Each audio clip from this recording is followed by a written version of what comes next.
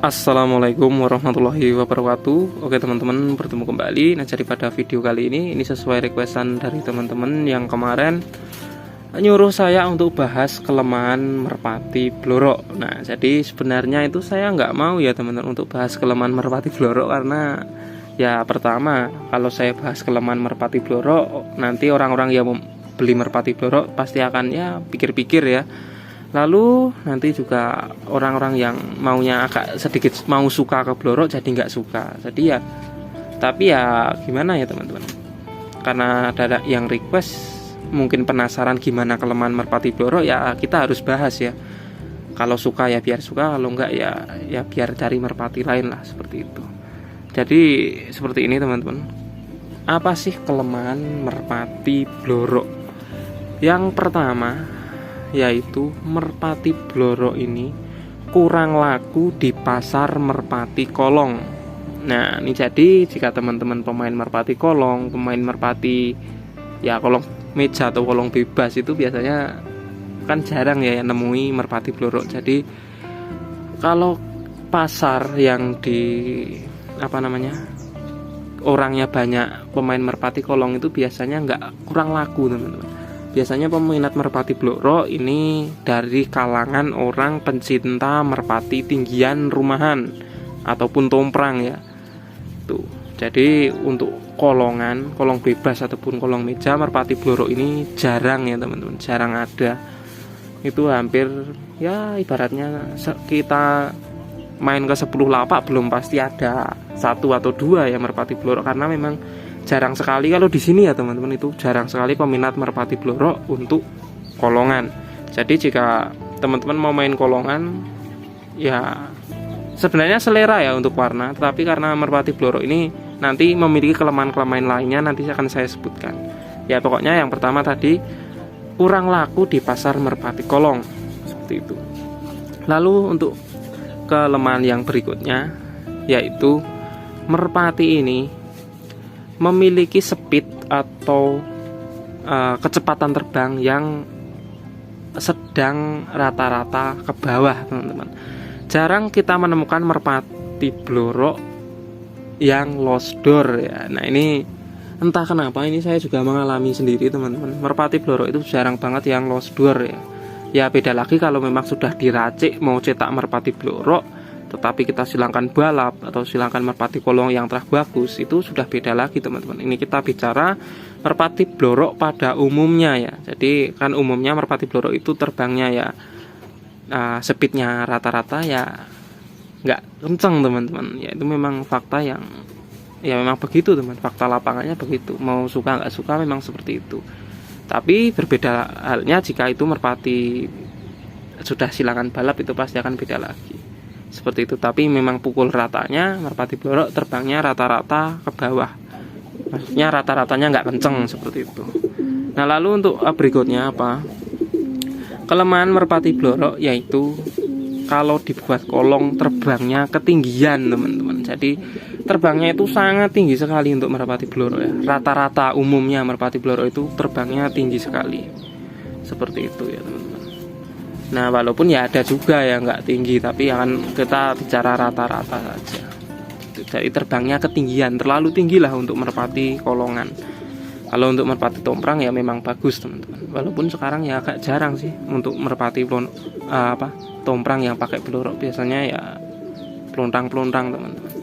Ya tergantung orangnya sebenarnya ya, mau pakai apapun merpati kalau memang jenisnya bagus ya pasti dipakai. Seperti itu. Lalu untuk selanjutnya apa sih kelemahan merpati blorok? Kelemahan merpati blorok biasanya karena kurang diminati di pasar merpati kolong, jadi harganya relatif agak murah teman-teman. Ya nggak semua, kita cuma bicara rata-rata saja.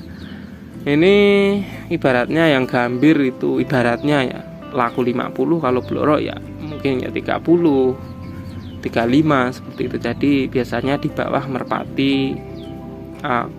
yang warna lainnya. Kalau pelontang biasanya harganya tertinggi teman-teman kalau di pasar ya, seperti itu. Jadi kalau untuk blorok ini biasanya peminatnya agak kurang teman-teman, agak jarang ya untuk merpati kolong. Jadi harganya relatif lebih rendah sedikit lah. Tapi ya kalau ada yang mahal juga ada teman-teman, ya pasti. Nah, lalu apalagi kelemahan merpati blorok? Kelemahan merpati blorok yang selanjutnya yaitu ada di warna, teman-teman. Warna ini banyak sekali yang nggak suka untuk merpati blorok. Nah, ini saya entah kenapa itu merpati blorok kalau di pasar ya itu waduh agak susah laku, teman-teman. Coba kita lihat pasar yang ini biasa tergantung daerah, teman-teman ya. Bukan semua pasar nggak suka merpati blorok, orang-orangnya bukan semua nggak suka merpati blorok. Banyak sekali yang suka, tapi kalau di daerah itu pasar orang lingkungan merpati kolong, itu biasanya merpati blorok ini agak susah terjual. Seperti itu. Kalau lingkungan di situ pemain merpati tinggian rumahan ya pasti akan laris-laris saja. Tapi di daerah tertentu yang pemainnya semua merpati kolong balap itu pasti akan susah, teman-teman ya, untuk lakunya seperti itu. Walaupun ya merpati balap kolong itu orang-orang ya kalau yang berduit pasti ya nggak cari di pasar, teman-teman. Tapi kalau yang mungkin mau cari bahan latihan ya mungkin cari di pasar seperti itu. Nah, lalu apalagi kelemahan merpati blorok yaitu ada pada giringnya, teman-teman. Giringnya ini biasanya merpati blorok itu kalau kita nggak rawat dengan bagus, dengan benar, biasanya giringnya kurang maksimal, kurang keket. Beda halnya dengan kita pelihara merpati gambir, merpati tritis, itu kan giringnya bagus-bagus banget, teman-teman. Kelabu itu giringnya bagus. Kalau blorok, apalagi bloroknya ada jambulnya, itu waduh giringnya harus perlu perawatan khusus biar giringnya mau bagus. Tapi kalau cuma kita umbar saja, kita diamkan, giringnya itu akan jelek, teman-teman. Jadi kita harus perawatan lebih ekstra, lebih khusus untuk merawat merpati blorok. Seperti itu. Nah, lalu apalagi kelemahan merpati blorok yaitu ini ya, merpatinya kalau kita latih, teman-teman, latih kolong ya. Ini kita bicara kolong karena kelemahannya merpati blorok itu umumnya di kolong, tapi nggak semua. Ini saya tegaskan sekali lagi, nggak semua. Itu umumnya kalau dilatih itu pulang, teman-teman ya. Kalau ibaratnya kolongnya agak dekat dengan rumah kita itu biasanya pulang. Beratnya terbang tinggi, diklepek gak turun, tahu-tahu merpati sudah di kandang kita. Itu saya pernah mengalami dulu ya, sering sekali. Saya dan teman saya itu kalau pas dulu main kolong itu merpati itu gandeng tinggi banget, diklepek gak mau turun, sudah kita teriak keras-keras gak turun, ternyata pulang-pulang merpati sudah nangkring di atas kandang. Itu sering banget terjadi untuk merpati blorok, teman-teman. Saya latih dulu seperti itu. Pelontang dan blorok ya dulu saya begitu, teman-teman. Itu terbangnya tinggi, di kelepek gak turun seperti itu. Lalu tahu-tahu sudah ada di atas kandang. Nah, oke, jadi mungkin seperti itu untuk kelemahan merpati blorok, teman-teman. Ya mungkin ada pro dan kontra. Lalu nanti ya teman-teman bisa tulis saja apa sih kelemahan. Kalau ada tambahan ya ditulis saja kelemahan merpati blorok itu apa saja. Jika teman-teman yang sudah mengalami pasti kan mungkin ada kejadian-kejadian yang terlihat seperti merpati blorok itu ada kekurangannya. Itu nanti bisa ditulis saja di kolom komentar. Oke, terima kasih. Wassalamualaikum warahmatullahi wabarakatuh.